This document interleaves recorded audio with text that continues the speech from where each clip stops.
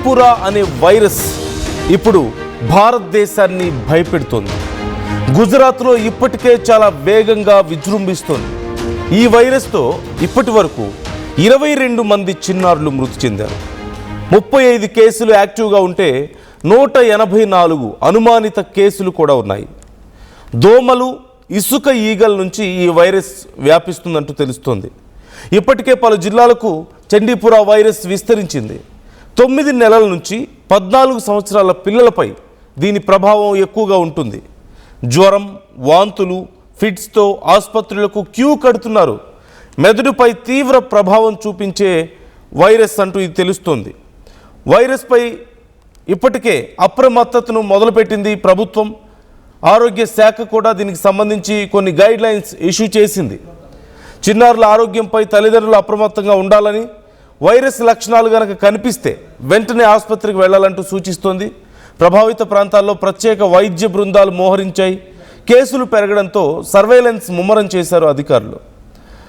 గుజరాత్లో చండీపుర వైరస్పై ఇప్పటికే high alert మనం చూస్తున్నాం. మహారాష్ట్రలోని చండీపుర గ్రామంలో 1965లో తొలిసారిగా ఈ వైరస్ మొదలైంది. అక్కడ గుర్తించారు. ఈ నేపథ్యంలోనే చండీపుర అనే పేరుని ఈ వైరస్కి పెట్టినట్లుగా తెలుస్తోంది. సో ఈ చండీపుర వైరస్ సిహెచ్పివి అనేది ఒక మెదడు వాపు కలిగించే ప్రమాదకరమైన వైరస్ అంటూ తెలుస్తుంది.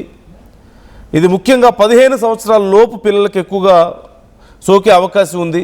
వాళ్ళ మీద ఎక్కువ ప్రభావం ఉంటుంది. యాజ్ ఐ సెడ్ ఎర్లియర్, మహారాష్ట్రలోని చండీపుర గ్రామంలో దీన్ని గుర్తించారు 1965లో. అందుకే ఆ పేరు పెట్టినట్లుగా తెలుస్తోంది. శాండ్ ఫ్లైస్ ద్వారా ఇది మేజర్గా స్ప్రెడ్ అవుతున్నట్లుగా తెలుస్తోంది. అంటే ఇసుక ఈగలు, వాటి ద్వారా ఇవి ఎక్కువగా స్ప్రెడ్ అవుతుంది.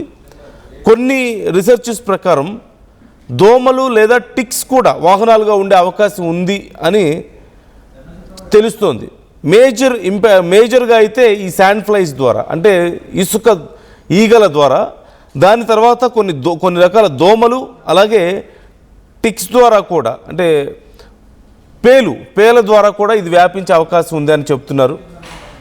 దీని లక్షణాలు చూస్తే ఒక్కసారిగా జ్వరం రావడం, తీవ్రమైన తలనొప్పి, వాంతులు, మూర్ఛలు లైక్ సీజర్స్, గందరగోళం లేదా స్పృహ తప్పడం, మెదడు వాపు మేజర్గా ఇక్కడ కనిపించేటువంటి ఒక లక్షణం. తీవ్రమైన పరిస్థితుల్లో కోమా లేదా మరణం కూడా సంభవించే ప్రమాదం ఉంది అని చెప్తున్నారు. ఎక్కువగా 15 సంవత్సరాల లోపు పిల్లలకు వస్తుంది. గ్రామీణ ప్రాంతాల్లో నివసించేవారు ఎక్కువ జాగ్రత్తగా ఉండాలి. మరీ ముఖ్యంగా వర్షాకాలంలో దీని తీవ్రత ఎక్కువగా ఉంటుంది. దాన్ని చాలా ఎక్కువగా స్ప్రెడ్ అవుతుంది అని కూడా చెప్తున్నారు. అయితే ఇప్పటి వరకు యాంటీవైరల్ లేదంటే యాంటీవైరల్ మందు కానీ వ్యాక్సిన్ కానీ ఇప్పటి వరకు అందుబాటులో లేదు. వెంటనే హాస్పిటల్లో జాయిన్ అయితే మాత్రం తీవ్రత తగ్గడానికి అవకాశం ఉంటుంది. సీరియస్ అవ్వకుండా ఉండడానికి ఛాన్సెస్ ఉంటాయి. సో కొన్ని జాగ్రత్తలను కూడా సూచిస్తున్నారు. దీనికి సంబంధించి అక్కడి ఆరోగ్య శాఖ మంత్రి ప్రఫుల్ చగన్ భాయ్ ఇప్పటికే రెస్పాండ్ అయ్యారు. ఒక్కసారి ఆ మంత్రి ఏమంటున్నారో చూద్దాం.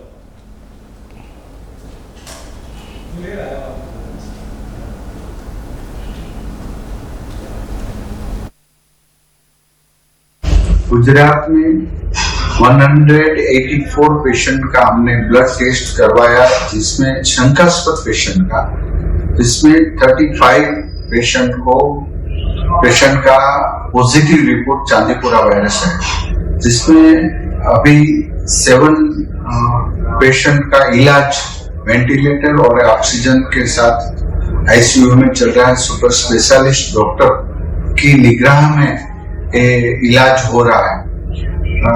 दुखद बात है, अभी तक 22 पेशेंट का मृत्यु हुआ है और हम संवेदना व्यक्त कर रहे हैं. ज्यादा से ज्यादा गांवों तक हमारी टीम और कीटनाशक दवा छापने के लिए वहां अभी काम कर रही है. सुपर स्पेशलिस्ट डॉक्टर और हमारी आरोग्य की टीम जहां से पेशेंट मिलते हैं वहीं सभी जगह पर जांच करते, दूसरे और परिवारजनों का सभी का टेस्ट करवाते, लेकिन अभी तक एक ही जगह से दूसरा पेशेंट अभी तक मिला नहीं. इसलिए ढूंढना बहुत इसका रिसर्च करना बहुत मुश्किल हो गया। सैंड फ्लाई नाम का कीटक या माखी ये सभी जगह से मिली है, वो काटने से ही चांदीपुरा वायरस का रोग यानी कि ये होता है।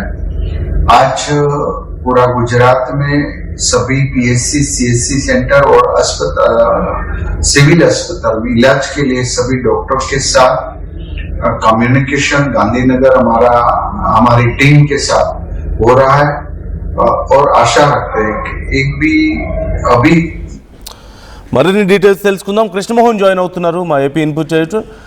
కృష్ణమోహన్, ఈ చండీపుర వైరస్ ఇప్పుడు చాలా వేగంగా వ్యాప్తి చెందుతున్నట్లుగా తెలుస్తుంది. ముఖ్యంగా గుజరాత్లో ఇది కాన్సన్ట్రేట్ అయి ఉంది.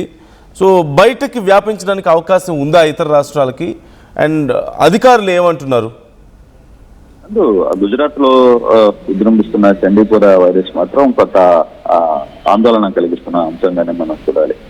ఈ వైరస్ తో ఇప్పటికే 22 మంది చనిపోయారు, 35 కేసులు ఇంకా నమోదైనాయి, 184 మంది అనుమానంగా ఉంది. ఇంకా ఈ పరిస్థితులు ఎక్కడికక్కడ గుజరాత్ ప్రభుత్వం అప్రమత్తం అయినప్పటికీ కూడా కొంత ఇష్యూ అయితే పొరుగు రాష్ట్రాలు కూడా వ్యాప్తి చెందే అవకాశం ఉంది అనేది చెప్తున్నారు. ఆరోగ్య శాఖ మాత్రం కొంత గట్టిగానే దీని మీద రియాక్ట్ అవుతున్న పరిస్థితి. ప్రధానంగా చిన్నపిల్లల మీద 9 నెలల నుంచి 14 సంవత్సరాల పిల్లల మీద ఇది ఎక్కువ ఇంపాక్ట్ చూపిస్తుంది. జ్వరం, వాంతులు, ఫిట్స్ వంటివి రావడం, తర్వాత మెదడు మీద తీవ్రమైన ప్రభావాన్ని చూపడం, కొంత చిన్నారులు మీద మాత్రం కొంత ఎఫెక్ట్ వస్తున్న నేపథ్యంలో కొన్ని రాష్ట్రాలు కూడా అప్రమత్తం అవుతున్నాయి. ప్రధానంగా మనం కానీ చూసుకుంటే ఇప్పటికే ఇది దోమలు, ఇసుక ఈగలు వాటి వల్ల వచ్చే ఈ చండీపుర, ఇది కూడా ఎప్పుడో 1965లో తొలిసారిగా ఈ వైరస్ వచ్చినట్టుగా చెప్తున్నారు. అయితే చండీపుర వైరస్ అది కూడా ఇక్కడ మహారాష్ట్రలోని చండీపుర గ్రామంలో వచ్చింది ఇప్పుడు 1965 ఇయర్లో. కానీ ఇప్పుడు మళ్ళీ తిరిగి అది కనపడడం తర్వాత కొంత అప్రమత్తం అవుతున్నారు. ఆంధ్రప్రదేశ్ కూడా దీని మీద కొంత అప్రమత్తమవుతున్న పరిస్థితి కూడా కనపడుతుంది. అధికారులు కూడా కొంత, అంటే ఇది చిన్నపిల్లల మీద వస్తుంది కాబట్టి కొంచెం ఇటువంటి లక్షణాలు ఏమన్నా ఉంటే వెంటనే డాక్టర్ల దగ్గరికి ఇమీడియట్ గా వెళ్ళండి. జ్వరం, వాంతులు, ఫిట్స్ అనేవి రాకూడదు. ఇటువంటి వచ్చిన తర్వాత కొంత ఇంపాక్ట్ చూపించే పరిస్థితి అయితే కనపడుతుంది కాబట్టి ఇమీడియట్ గా అలర్ట్ కమ్మని అయితే చెప్తున్నారు. ఇప్పటికీ గుజరాత్ లో కొంత దీని మీద సీరియస్ గానే అలర్ట్ అయ్యారు.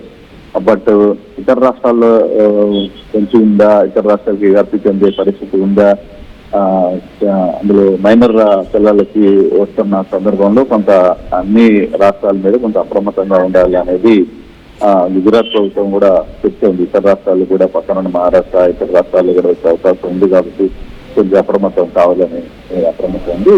సెంట్రల్ గవర్నమెంట్ కూడా దీని మీద కొంత సీరియస్ గా దృష్టి పెట్టుకున్న ప్రయత్నం అయితే చేస్తుంది. Yeah, right. Thank you Krishnamohan, thanks for the details.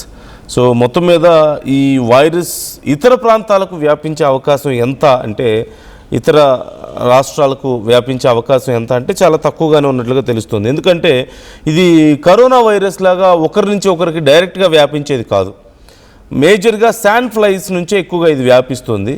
ఇసుక ఈగలు మనందరికీ తెలిసిందే, కొంచెం పెద్ద సైజులో డిఫరెంట్ కలర్లో ఉంటాయి. సో అలాంటి ఈగల ద్వారా మాత్రమే వ్యాపిస్తాయి. సో ఆ ప్రాంతంలో, ఆ చుట్టుపక్కల ఉన్నటువంటి ఏరియాస్లో వ్యాపించడానికి అవకాశం ఎక్కువగా ఉంది. కానీ ఇతర రాష్ట్రాలకి వ్యాపించే అవకాశం చాలా తక్కువగా ఉంది. అసలు వ్యాపించదని మనం చెప్పలేం, కానీ చాలా తక్కువగా ఉన్నట్లుగా తెలుస్తుంది. అయితే ఇలాంటి కేసులు, సిమిలర్ కేసులు కొన్ని రాజస్థాన్లో, పక్కనే ఉన్నటువంటి రాజస్థాన్లో కూడా కొన్ని కేసులు గుర్తించారు అంటూ తెలుస్తుంది. ఇప్పటికే బోర్డర్ ఏరియాస్లో కొంత స్క్రీనింగ్ మొదలుపెట్టింది రాజస్థాన్ గవర్నమెంట్ కూడా, అక్కడ చర్యలు తీసుకుంటున్నట్లుగా తెలుస్తుంది.